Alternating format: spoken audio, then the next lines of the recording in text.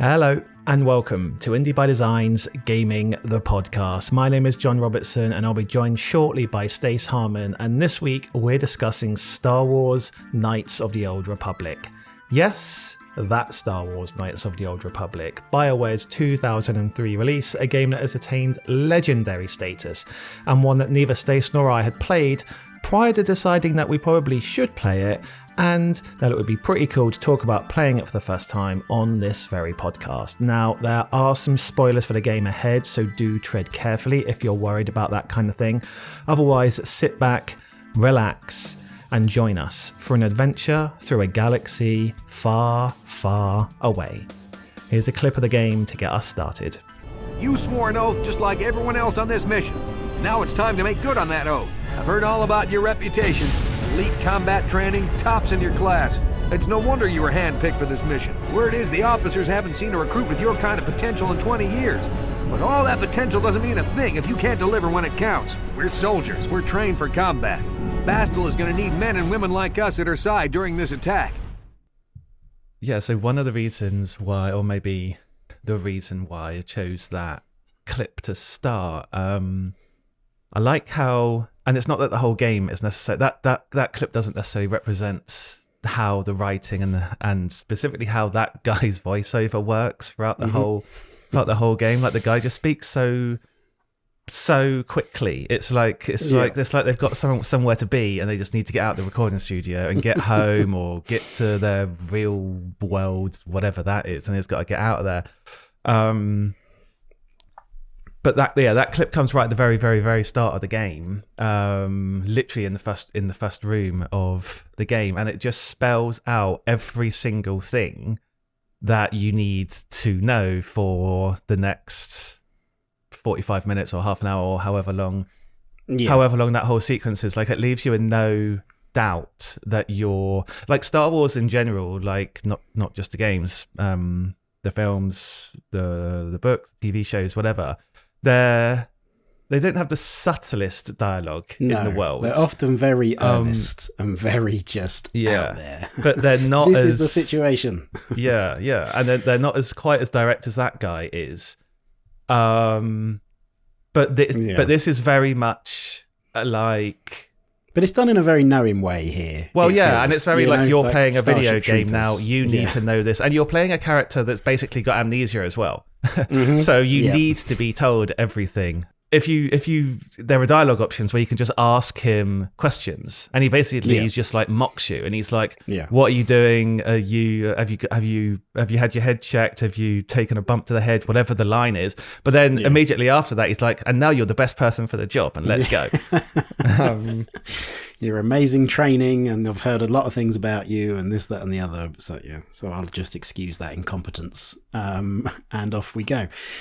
Yeah, it is, and I don't know how it felt. As we've mentioned in the intro, neither of us have played this before. I don't know how it felt at the time. Perhaps people didn't think much of it, but going back to it does make going back to it almost 20 years later, which is amazing. That much easier to do because it isn't super po-faced, and you don't have to kind of like take yourself back 20 years and think about what the standards were of video game writing or like voice work or anything like that. You don't have to sort of put yourself, it was 20 years ago, and you have to use that as an excuse. You can just get straight into it through itself without, it's sort of like, there is a remake apparently in the works, and I think that, they don't need to change any of this stuff. Update the graphics, fine, make it look like a modern game, but there's lots of stuff like that work to just get you into it, and that are quite wry and amusing. And I think there's a confidence in it. There's not immediately apparent in that opening. I think the opening can feel a bit clunky and a bit exposition heavy, and a bit like before there were mandatory tutorials in video games that laid out absolutely everything that you can do in the game, and you had to go through them for an hour. That opening section is certainly a tutorial, but not in the same way as we have now. And so there's just sort of a confidence in the writing, because they can be a bit goofy.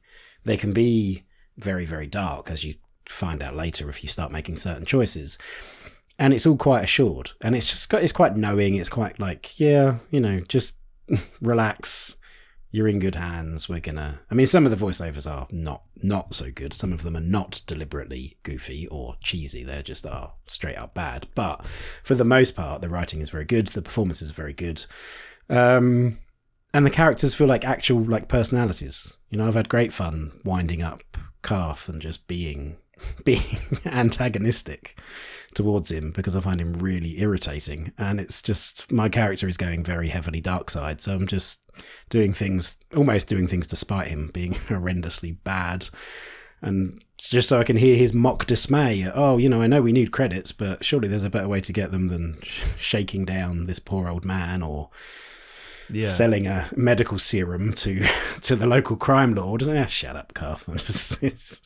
You're annoying me in the best possible way. Not in like a whiny way, but just in a fun way. It's just, there's some bits. There's a bit with Mission. I don't think that you've come across it yet, but there's a bit where with Mission in and it's along the same lines as when you do something bad and then someone jumps in and it's like, oh, actually, maybe we shouldn't do that. I think towards the start of the game, there's you can side with a bounty hunter or something, and Karth will say like, no, we shouldn't do that, and then the victim runs away, and you can't actually attack that person or do the bounty hunter's bidding. I don't think you can. But there's a bit later with Mission, and she is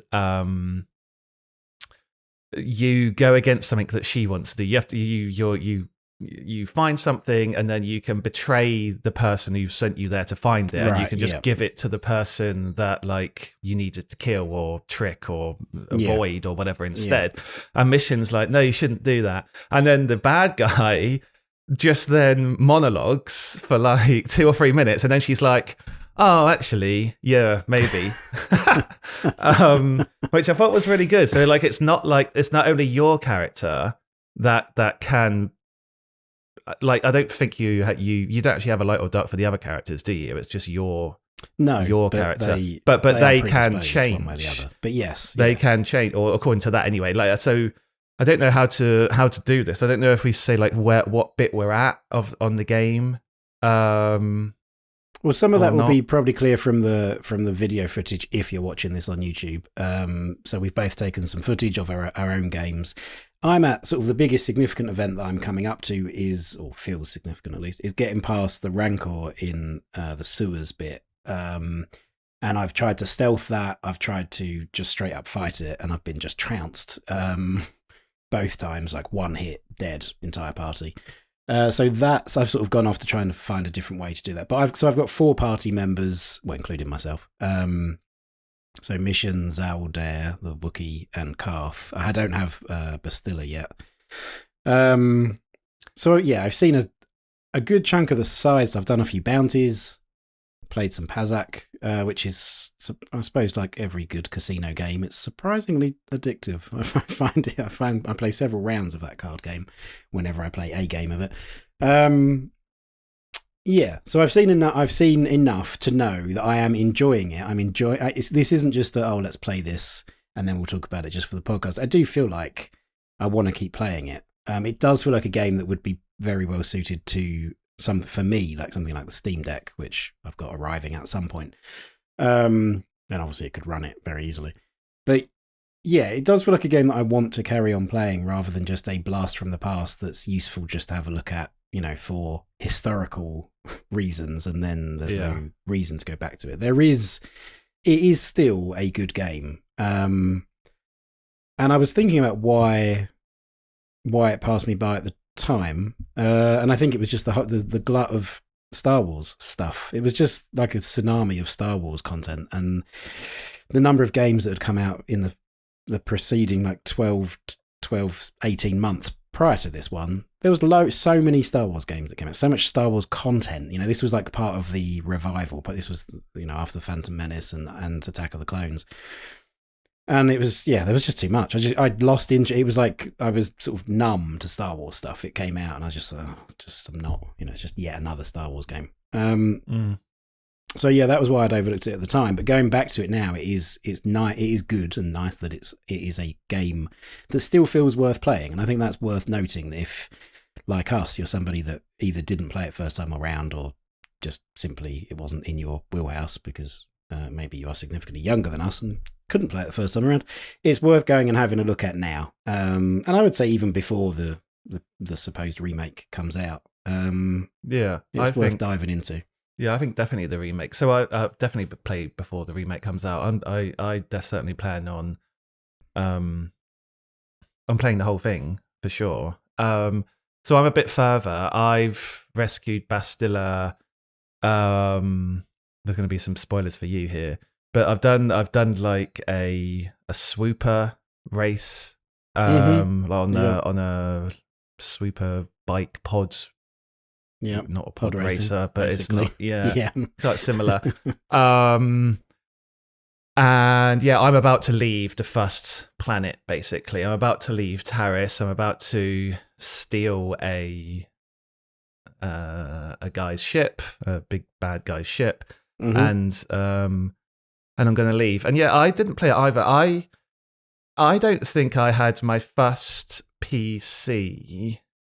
I don't think I had my first PC that I owned that wasn't like a family computer until maybe like 2 or 3 years later. So I don't know how. I'm trying to think if any friends had it, but I don't remember them talking about it. I definitely had games that were out because I looked at the games that were out around the same time because I was trying to place it like where was I in my sort of games playing career. I was definitely more towards console gaming at this point and probably playing more JRPGs than I was these kind of Western action adventure RPGs. But there were games that came out around this that I definitely played on PC. The original Hitman was one of them, and Half-Life 2 was another that came out in the years, I think, sort of saddling this one, 2003. So I definitely was playing PC games. I think the last big kind of RPG of this sort that I'd played was something like Baldur's Gate or Baldur's Gate 2. So I had form with the genre at that time. I really think it was just so... I was just done with Star Wars. It was just so like it just didn't interest me, and the amount of Star Wars content coming out is not dissimilar really to now, with Disney kind of going all in on the multimedia assault. And so it was a thing that just passed me by, but I suppose that's a shame because I would have liked to have experienced it at the time. I did then go and play Mass Effect several years after this. I think 4 years. I think 2007 Mass Effect came out.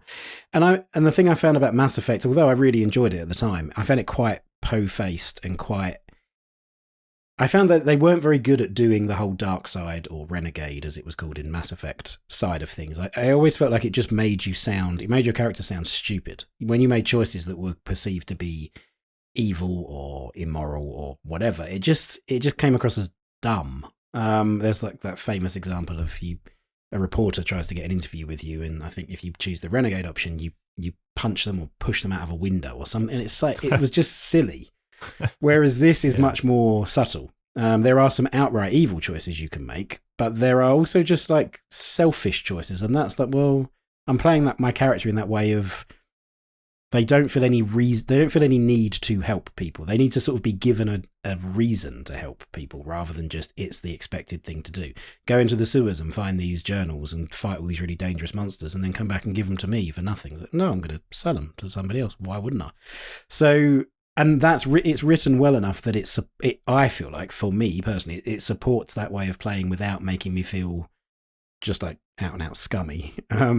Yeah, well, there are still some choices you can make that do that, Yeah, that's down to you personally as to how you feel like that. But I guess the game doesn't tell you that you should feel like that. Have you completed the quest with getting the serum back, and you have to decide who the serum goes to? Yep, sold that for 1,000 credits to Jax. Absolutely, I didn't take it to the local hospital that is illegally treating fallen Republic soldiers, doing a very good thing there. I was like, nope, I'm not doing that. So I gave it to them. I think there's a third thing you can do as well. I think you can just give it to the medic in the lower world, whatever that area is called, where the plague is. You can just give it to them. And I'm guessing, I don't know, I'm guessing based on what the doctor up top says about him recreating it, I'm guessing that if you give it to the medic down there, then they can't recreate it. They'll just use it to cure people. But there's no like planet-wide solution. You've just given it there. But then you can also just sell it for 1,000 credits. Like, I would have been tempted to sell it, but 1,000 credits doesn't seem like a very good price for that. It's not. Like, if it was like a million credits. Well, at the time I had basically no money. That wasn't why. I'd already decided I was going to just be that kind of person. But 1,000 credits at the time for me was quite a lot. What wasn't a lot was when you get these journals that you can deliver to this guy who's talking about leading his people to a promised land, who I decided my character thought was just too preachy and had no time for him. You sell those. I think you're offered like 100, and you can bargain it out for like 200. But it's nothing. It really is nothing. And you sell them, and he comes running over this other guy, and is like, "Oh, you're scum. You're this, that, and the other." Oh yeah, shut up, go away. So yes, there's like choices that are made for personal gain, which for me at the time 1,000 credits was, and then there's choices that are just made for being role playing somebody who is just not very pleasant, I suppose, is what I'm doing. Whether I could do that for the entire game, I don't know. I think what would probably happen is over the course of the game, my light side, dark side meter will probably end up somewhere in the middle, because there will be just things that, you know, without trying to be deliberately evil, are too far. But I do feel like there's the option, at least. I feel like sort of freed from... I feel like in some games, like, you know, particularly BioWare games, like things like Mass Effect and Dragon Age, there's this feeling of, well, I'm not making the good choice here, the choice for the greater good. I'm just making the choice that makes sense. Like, this other thing doesn't make any sense. And I feel like so far there's been a justifiable case to be made for why I wouldn't do the thing that is considered the greater good. So yeah. I wonder if that's down to, like, because you don't really play anyone with any known history or any known anything, really. Yeah, exactly. So, but if like it put you in the shoes of like a Jedi, and you're, and if you're into Star Wars and you're into like the lore, and then, you know, you probably want to do what the Jedi Council says. Or you do like an Anakin Skywalker, and you like, no, I don't care about that. I know everything. I'm the best fighter. I'm all this stuff. That's the problem with it, is that it often looks like it's not like, oh, there's a justifiable selfish reason. It's just purely arrogant. It's always arrogance. It's sort of how it's set up. I think I would. It's the enemy of the Force. Arrogance. One of the enemies. I think so. You know, like The Witcher, I really enjoy the fact that Geralt in The Witcher has a history. There's lore surrounding him. There's lore surrounding his order of witches. But one of the things is that they are pretty much neutral, or they try to be, and they try to stay out of things. But he's just enough of a blank slate that I feel that I can play him in a way that works either way. I'm not as keen as like just as having a completely blank slate where you're not really told anything and you don't have. So to this end, I know the twist towards the end, and I'm glad that I do, because it actually gives me kind of this justification and this reason to play in this way, because it's actually all I'm doing is fulfilling my own true character kind of thing based on what happens later on. So I wonder if in Knights of the Old Republic, or Star Wars games in general, the light dark meter works better than it does in something like Mass Effect, because Mass Effect tried to set up this ambiguity that you were, you know, like whatever, you know, you could be whatever you want, but you couldn't. But you know, that was the promise.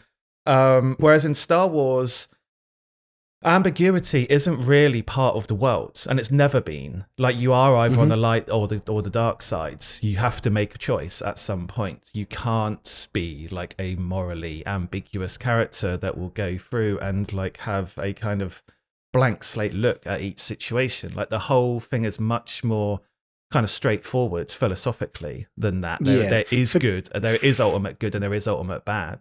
Yes, for characters of significance, I think that's certainly true. I mean, there are like like the traders and stuff. There are characters in Star Wars universe that are, I think, just neutral. They're just out for themselves, but not in a. They're not going to deliberately hurt people. But it's just a lot of the like scrap traders are just like, well, it's it's business. It is what it is, and they can be perceived as being harsh or selfish, but they're not. They don't really have any aspirations beyond their little sphere of influence. But yeah, for characters of significance, it is, I suppose, any character that's ever talked about in relation to the Force, they are one or the other. And well, yeah, because it's basically it's very religious, isn't it? Like it's very it's like this Satan. is It's the very, good, yeah, this is the good religion. You don't go over there because otherwise it's you're not only going to hurt yourself, you're going to hurt everyone by doing that. So yeah, when those decisions come up in this game, it feels like, yeah, okay, that's that's Star Wars. Whereas I think like, it does that help wouldn't that there work is for The lore Witcher. there. Yeah, it helps that there is existing lore that you are aware. Well, I mean, maybe you're not, but it's Star Wars is such it's such a ubiquitous property that you are aware of. Well, you know what a Jedi is. Yeah, yeah. You probably know what a Sith is, or at least you know what Darth Vader looks like anyway, and you probably work out that he's probably not that nice of a person. Doesn't look conventionally cute and cuddly. Yeah. So are you role playing one of those positions? How have you approached your character? Have you made any decisions beforehand about the kind of character you're going to play? Are you just reacting to the situation as they develop? I tend to I haven't made any preemptive roleplay decisions in these games, and including with Mass Effect as well.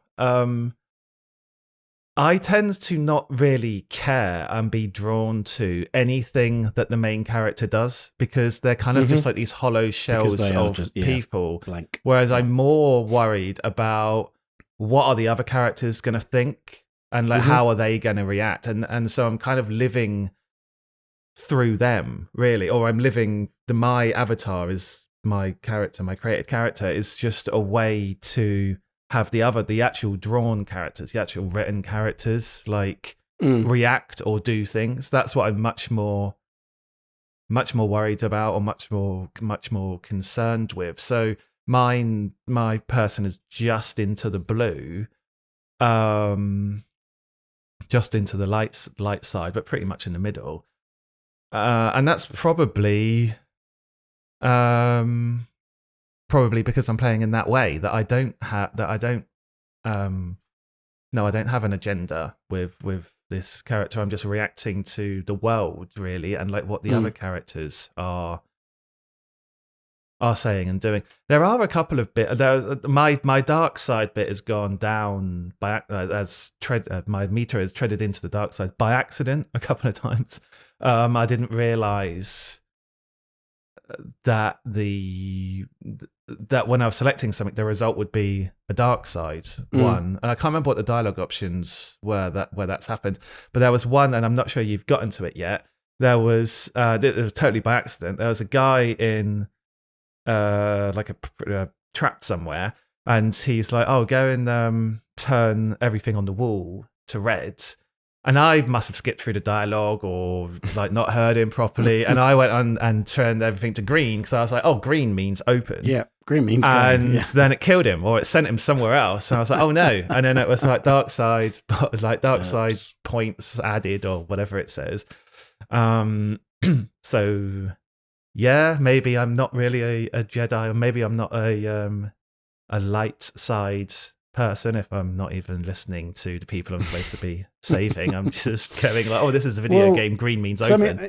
And so along those lines, something I noticed in the 37-page instruction book that came with I haven't even read that. This. So I just before this, actually, I looked. It's one of the Steam extras, like additional material things. It just opens a PDF in the browser, and there's as you would imagine, a whole load for a game of its time, a whole load of like explanations about all the feats and all the skills and all basically the core pillars of play.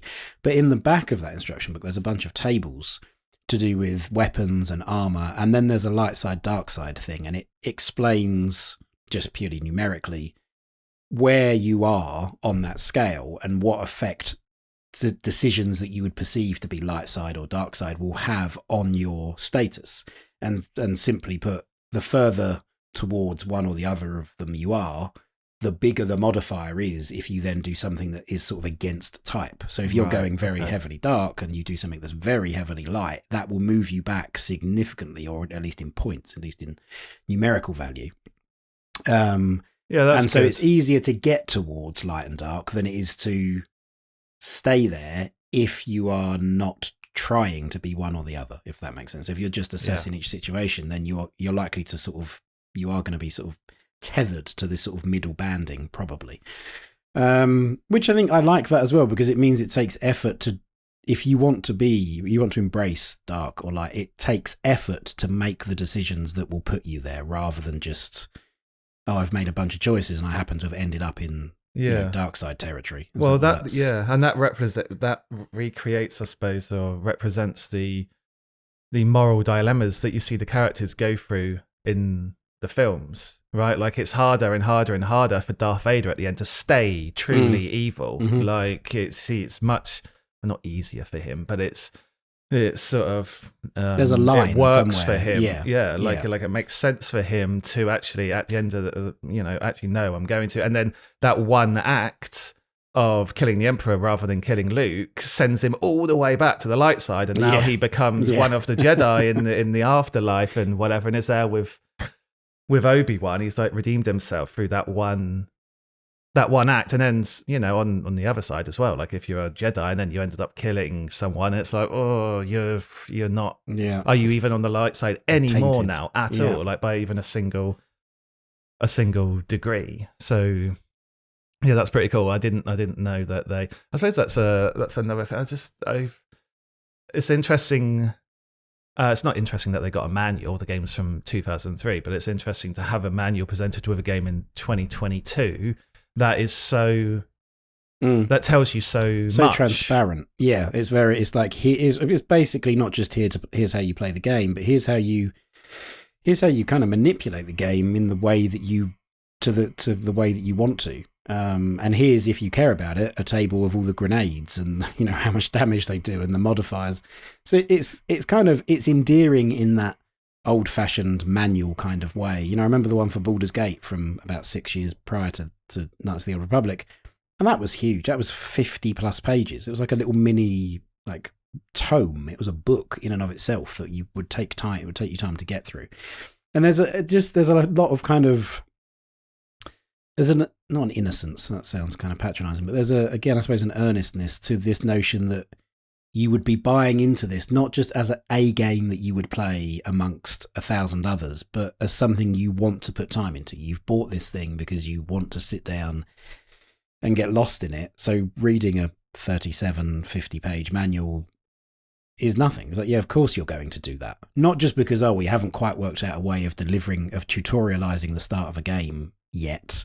It's like, no, people are going to enjoy this, and that was, I don't know when that went away. I think Dragon Age, I don't remember Dragon Age having a paper manual. That was 2009. So, but it did have one. It did have a PDF one, so that, there was, I think, and now that's just not the case. You just, you'll be taught everything. Don't worry, just sit down. You haven't got to think much. You haven't got to do anything outside of the game. Just start playing and we'll, spend several hours teaching you how to do this thing.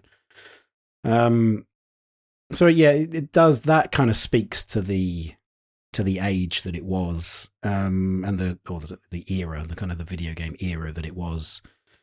And it is quite nice to revisit that. For me, it's quite a nice, again, I think there's sort of a confidence in it, or at least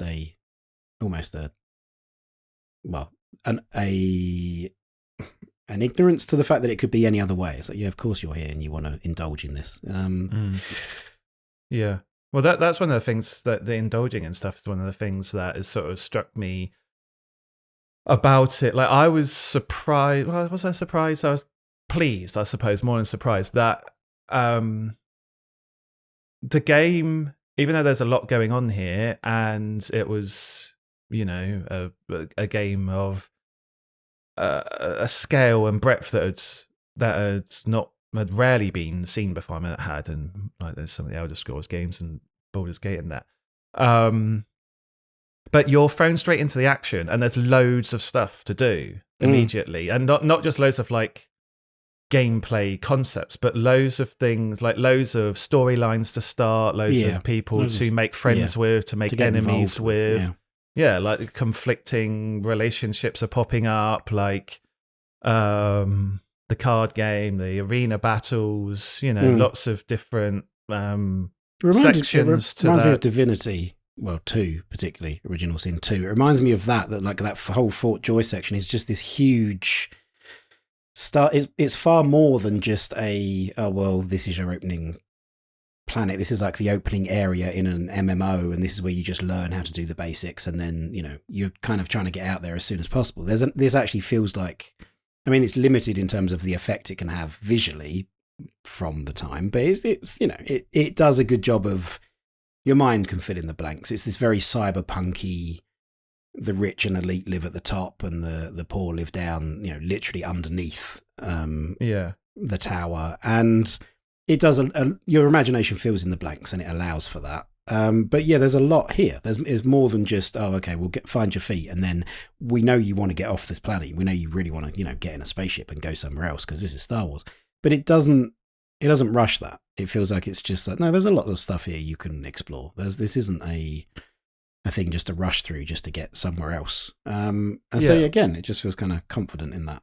And the bits that sort of help you to fill in the gaps, like the graphics are ropey by today's standards, obviously, and but the bits that are good about it are things like the colors, and like character faces are like not bad, like they're expressive enough. Well, they're not expressive, but they're like kind of real enough in dialogue scenes. So you get that like personal connection, and then the color palette of like, they're just reusing assets and changing the color, but the colors do a good enough job of distinguishing or eliciting the kind of emotional response that that is required from you to take that area seriously as this is the rich bit and this is the poor bit and this is the cantina and whatever. Like there's just enough, it's like hints of splashes of this and splashes of that, but there's enough of that, but in order to make up for the lack of like technical detail. So yeah, the world does feel like Star Wars world, like it's not like you're just in this like here's some generic sci-fi place and now just please believe it's Star Wars and it'll be better if you do. Like it does, like the bits that they've chosen to focus on and add detail in are the right bits, Yeah, and I guess that does speak to how much we all know what Star Wars is. Like when you go into a cantina, you're not going into you understand you're going into the equivalent of like an inn in a fantasy RPG, but you're not going into like an Elder Scrolls inn. That you expect certain types of people, certain characters. You expect to be able to find more than just, I can buy food and drink. Like there's going to be some dodgy dealings. There's going to be characters of ill repute. But there's also going to be people just in there for a good time. And that is carried a lot, not by how that's visually represented for sure in this game, but a lot of that leans on the knowledge you already have of what a cantina is from Star Wars. So. Yeah, and with some of those as well, they do a good job of like going into the backstory, not the backstory, but like sort of underpinning the reality of those what would normally just be NPCs there. So have you done the bit where there's like dancing girls and bands and stuff playing, and then there's one bit where you can help the girl or not get a dream job as a dancer. While she's auditioning, yeah. So like, and it's quite a silly sequence, and like you just like the animations are all over the place, but yeah, like but on the story level, it works to just give a bit more to buff up that sense that there's like a community here, and the people in this place have got genuine, real problems. People are taking advantage of each other. They're desperate, but then I guess in a way their lives are not all bad. Like, she does seem to be doing the thing that she wanted to be doing. Now, whether or not she's been nurtured to only understands that as a maximum possible potential is another thing. But like, in and of herself in that moment, she does seem to be, she's chasing some kind of dream to a degree. I mean, so there's, yes. And for the record, I helped her by not helping her. One of the options is literally to run round in circles while she's auditioning. It's so stupid in a gloriously stupid way. And it looks ridiculous. And it's like, why would anybody do that? But yeah, sure. Why not? It just seems like some goofy fun. You get nothing out of it. It's not like somebody's paying you to do it. Or you get, any benefit. It's just silly. It's just fun to do it. It does have that very, very video game thing, and that very kind of mid-2000s, although it's still a thing now, but mid-2000s thing in RPGs where everybody is there's no passage of time. Everybody is standing around waiting for you to interact with them or not. But yeah, that girl that auditioned, I must have passed her several times whilst, going to and from the bounty office, such as it is. And it's referenced that she can't do an audition until she has a partner, but nothing is being done about that. That she's just stuck there in perpetuity until you interact with her. And I don't know if, as the game goes on, that becomes more noticeable and more wearing by today's standards. But it doesn't. Nonetheless, it does still happen today a lot. I mean, there's still a lot of these things don't exist or don't have life until you interact with them to give them that. But it's just, I feel like it's potentially more noticeable when people are just kind of static, or people are stood in these apartments that are just like, like 20 square feet, and they just stand there waiting for you to find them. Or, there's plenty of bounties I've found like that, where somebody's just standing in the middle of the room, and it's like you go in and you have a conversation, and as far as I've been doing, kill them.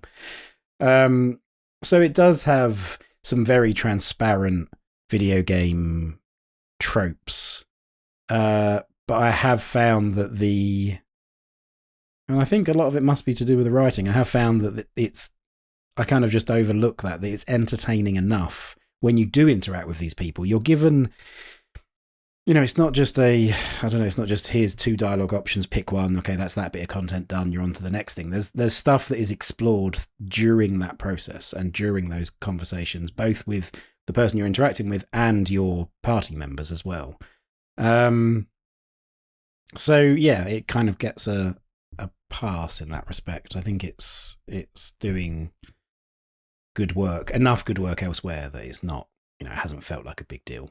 Yeah, I mean, they kind of act like, I mean, I've played quite a few MMOs, and there's quite a few MMOs recently as well, and that's exactly how MMOs work. It's just that, and obviously they have to be all in the same place because there's loads of people that need to talk to them, so you can't just have them moving around all the time. Yeah, the reality of that is it would just be annoying. It's like, but it's truer to life. It's like, yeah, but it's just annoying having to track down that one person to start that quest. So yeah, I get that.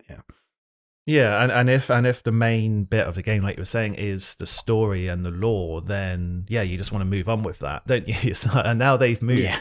there is a bit actually later on this level where someone does move, because I went back somewhere and I thought, oh, he'll be there, and he wasn't there. But I think someone else tells you where he went. It's like, okay, go down. It's like, all right, fine. That bit felt truly alive because the character had moved from one level to the other, and it was like, whoa, that is some advanced game design. Gone to use the bathroom. Yeah, it's like when Xur in Destiny, the merchant in Destiny, used to move around the tower. It's like, what's the point of that? It's just, is that meant to be is it a very cynical way of interacting? Because then there was blogs, or every website would post, here's Xur's location this week, whatever it was, and I would always look at that. I'm not running around the tower trying to find him. I just want to know where he is so I can go and trade some stuff. So I don't know if that was like a cynical way of just like engagement online, or what. But maybe. That didn't make it feel any more alive. It was just inconvenient. It's like, well, I want to find Zer. I don't, want him to be hiding somewhere. I just want to go and talk to him. So yes, the notion of people moving around doesn't, in and of itself, bring anything to life if the if the dialogue's rubbish or what you're doing is boring. So I mean, I think I've been enjoying it. I do want to keep playing it. I think possibly for me, it will be like a Steam Deck thing. I have already added it to my little sub Steam list of Steam Deck games because it just perfectly fits the logistics of my setup to play it like that. But it is, however, I do continue to play it. I do want to, and I want to play the sequel as well, which is, I think, that's something. I wouldn't expect to go back and play a game from 20 years ago and be so quickly into it, or to buy into it so quickly. I'd expect to have to work harder to, if I went back and played the original Hitman, for example, that came out the year before Knights of the Old Republic, I wouldn't expect to be like, oh, this is really interesting. I want to play more of this, because I think it would feel very dated. And Knights of the Old Republic is doing enough to not feel like that. Yeah. As I'm going to carry on playing it as well. It's inspired me as well to get back to, not get back into, but to explore more different Star Wars stuff. So I've started listening to this Thrawn Ascendancy audiobook series. There's 3 of those. Apparently they're very good. I googled like what were the good ones, and then went to that, and then there's that Bad Batch on Disney. Have you seen that on Disney? No. On Disney Plus? It's animated, and it's about like a kind of rogue squad of clone troopers. But it's really good. It's for kids, but it's really good. Well, I don't know, but like there's shooting and stuff in it, but it's for like young people. So in terms of I suppose Disney are loving it. Like people are going, oh wow, we're going to do a Star Wars, let's see, Old Republic remake, and now everyone's buying the other stuff as well. Brilliant. It's almost like they put so much stuff out there so that there's always something else for you to find. There's always something, even if it's in a different medium to the one you're currently exploring. Perhaps I should do Happy Meals. Well, I wouldn't say it's inspired me to that extent, but I'm interested to see. And like, I know I've got a couple of friends who are really into Star Wars that I don't really ever have Star Wars conversations with them, because I've seen The Force Awakens, but I don't think I've even seen the next 2 films of the current trilogy. I will have conversations with them about, have you played this game? And it's sparked something. Trust me, Mission, there are a lot of worlds better than Terrace. There are worse, too, but Terrace is no place for a kid to live on her own. Even a kid who's got a Wookiee to look out for. Hey, I ain't no kid. I look out for Zalbar as much as he looks out for me. Big C's my friend, not my babysitter. Geez, I come ask you a question, you give me a lecture. Don't you snap at me, Missy. You want a lecture? How's this? Only bratty little children fly off the handle because of a simple comment. I don't have to listen to you, Karth. You ain't my father, though you're sure old enough to be. So keep your lectures inside your withered old head, because I don't need them. Ah, yes, the soothing bickering of Karth and Mission to see us out. Who could ask for more? Just want to say thank you for sticking around for this entire episode. I hope that you found it interesting. We'd love to hear your thoughts on Knights of the Old Republic, whether you're a veteran player or someone who's just getting into the game recently ahead of the remake's release. You can get in touch with us on Twitter. We are at Indie by Design. And while you're on our Twitter, you'll also find a link to our Discord, which we'd love to welcome you to. And as you may or may not know, here at Indie by Design, our bread and butter is the creation of books that celebrate video games, the creators of video games, and the medium as a whole. Just head over to indiebydesign.net, that's indiebydesign.net, to browse those books that we've released, including officially licensed tomes on Double Fine Productions and Oddworld Inhabitants. Thank you again for spending the time with us, and we'll see you on the next episode.